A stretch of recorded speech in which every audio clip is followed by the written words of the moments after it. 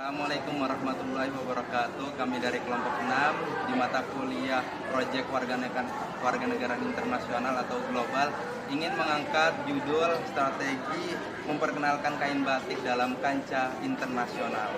Berikut.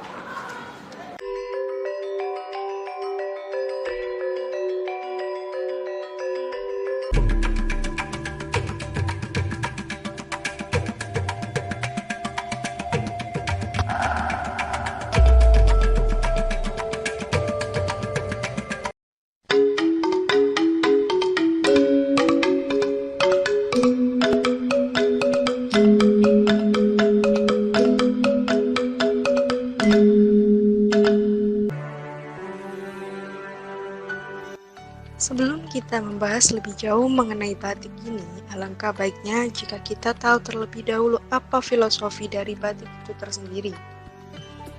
Jadi, sebenarnya apa sih batik itu? Menurut Kamus Besar Bahasa Indonesia atau KBBI, batik adalah kain khas Indonesia bergambar yang pembuatannya dilakukan secara khusus dengan menuliskan atau menerangkan malam atau lilin pada kain tersebut yang kemudian proses pengelolaannya dilakukan dengan cara tertentu yang memiliki ciri khas tersendiri. Saat ini ada 4 jenis batik yang umum di masyarakat Indonesia, yaitu batik tulis, batik cap, batik lukis, dan batik print. Batik tulis adalah kain yang dihias dengan tekstur dan corak batik menggunakan tangan. Pembuatan batik jenis ini memakan waktu kurang lebih 2-3 bulan. Untuk jenis batik yang kedua, ada batik cap, di mana batik cap adalah kain yang dihias dengan tekstur dan corak batik yang dibentuk dengan cap, biasanya terbuat dari tembaga. Proses pembuatan batik jenis cap ini sendiri membutuhkan waktu kurang lebih 2-3 hari. Batik print adalah batik yang dibuat dengan mesin khusus dalam membuat setiap pola dan warna dalam batik tersebut. Proses pembuatan batik jenis ini bisa dilakukan hanya dalam hitungan jam saja.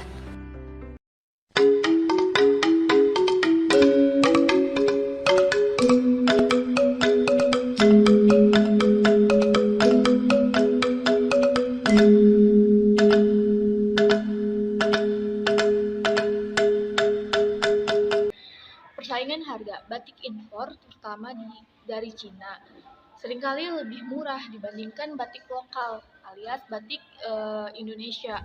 Hal ini dikarenakan biaya produksi yang lebih rendah dan praktik dumpingnya juga. Dan di sini juga penjiplakan motif yang dimana motif batik lokal seringkali dijiplak dan diproduksi secara massal di negara lain, sehingga merugikan pengrajin batik lokal. Hal tersebut terdapat gangguan terhadap identitas budaya. Batik merupakan warisan budaya bangsa Indonesia. Masuknya batik impor dapat menggerus identitas budaya lokal dan memicu homogenesi budaya. Identifikasi masalah yang kedua itu ada kurangnya kewirausahaan batik, yang dimana minat generasi muda itu sangat rendah pada zaman sekarang, yang dimana banyak generasi muda yang kurang tertarik untuk meneruskan tradisi membatik. Hal tersebut disebabkan oleh berbagai faktor yang dimana seperti anggapan bahwa membatik adalah pekerjaan yang kurang menjanjikan dan kurangnya edukasi tentang batik, keterampilan dan pengetahuan yang terbatas, yang dimana tidak semua orang memiliki keterampilan dan pengetahuan yang dibutuhkan untuk membatik. Hal ini dapat menjadi hambatan bagi mereka yang ingin memulai usaha di bidang batik tersebut. Akses pemodalan yang sangat sulit menjadi salah satu hambatan juga, dikarenakan pengrajin batik terutama UMKM seringkali kesulitan mendapatkan akses permodalan untuk mengembangkan usahanya. Dan yang terakhir, yang ketiga adalah kurangnya dukungan dari pemerintah, yang dimana kebijakan yang tidak berpihak masih terdapat beberapa kebijakan pemerintah yang belum berpihak pada pengembangan batik tersebut, seperti regulasi yang rumit dan kurangnya inisiatif bagi pelaku usaha batik. promosi yang minim, yang dimana upaya promosi batik oleh pemerintah masih belum optimal. Hal ini menyebabkan batik kurang dikenal di pasar global. Pun solusinya yaitu masuknya batik impor, yang dimana memperkuat regulasi pemerintah perlu memperkuat regulasi untuk mencegah masuknya batik impor ilegal dan melindungi hak cipta motif batik lokal tersebut. Yang kedua itu meningkatnya edukasi. Jadi, lakukan edukasi kepada masyarakat tentang pentingnya membeli batik lokal dan dampak negatif dari batik impor. Mempromosikan batik. Lakukan promosi batik di pasar global untuk meningkatkan daya saing. Kurangnya kewirausahaan batik. Membangun inkubator bisnis, yang dimana bangun inkubator bisnis untuk membantu pelaku usaha batik dalam mengembangkan usahanya. Solusi dari kurangnya dukungan pemerintah yaitu membuat kebijakan yang berpihak. Pemerintah perlu membuat kebijakan yang berpihak pada pengembangan batik, seperti memberikan inisiatif bagi pelaku usaha batik dan mempermudahkan regulasi. Meningkatkan promosi batik, yang dimana lakukan promosi batik secara masif di dalam dan di luar negeri. Memberikan pembinaan dan pelatihan. Berikan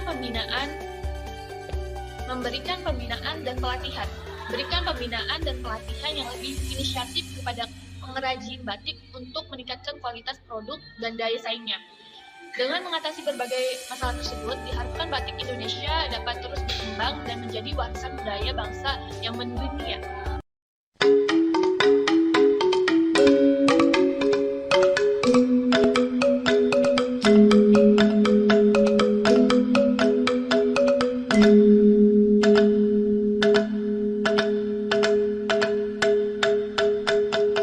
Adalah tujuan proyek strategi memperkenalkan batik ke kancah internasional. 1. Memperkenalkan batik asli Indonesia ke kancah internasional karena batik adalah warisan dari nenek moyang asli Indonesia. Salah satunya adalah dengan Lembaga Budaya Dunia yang telah mengakui batik berasal dari Indonesia yang bernama Lembaga UNESCO. Kedua, menjadikan batik sebagai pakaian yang dipakai oleh para model internasional dalam rangka memperkenalkan batik asli Indonesia ke kancah internasional. Ketiga, mengedukasi para anak muda sebagai generasi penerus pembatik muda atau milenial supaya tetap menjaga budaya dan ciri khas batik asli Indonesia. Keempat, mengedukasi pembatik tradisional untuk melek dalam pemasaran internasional dengan bantuan dari pemerintah. Kelima, pemerintah memperhatikan batik-batik ilegal yang masuk ke dalam negara Indonesia supaya masyarakat Indonesia membeli batik dalam negeri dan mencintai produk dalam negeri. Keenam, pemasaran batik di Indonesia cukup redup, maka pembatik dan pemerintah membutuhkan pemasaran lintas negara untuk keuntungan negara dan memperkenalkan budaya batik Indonesia. Ketujuh, melindungi hak kekayaan intelektual produksi dan memasarkan batik ke luar negeri secara legal, dapat membantu melindungi motif dan batik asli Indonesia dari peniruan dan pemalsuan.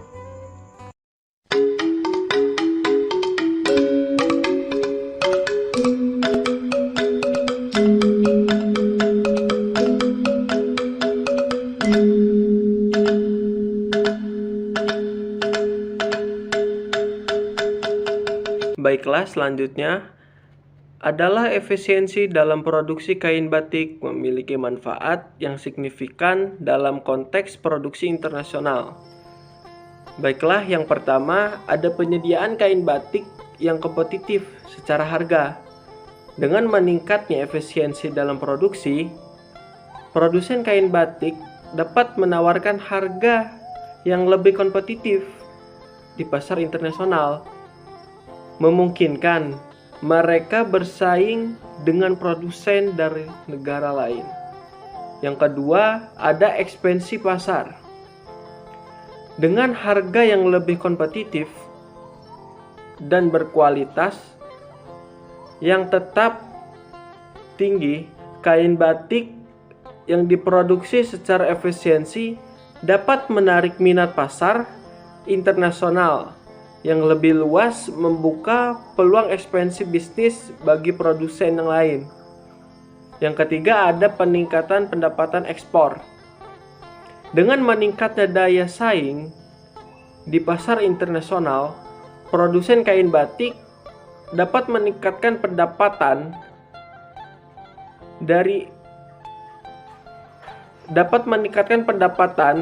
dari ekspor, memberikan kontribusi positif terhadap perekonomian negara. Yang keempat, ada penciptaan lapangan kerja.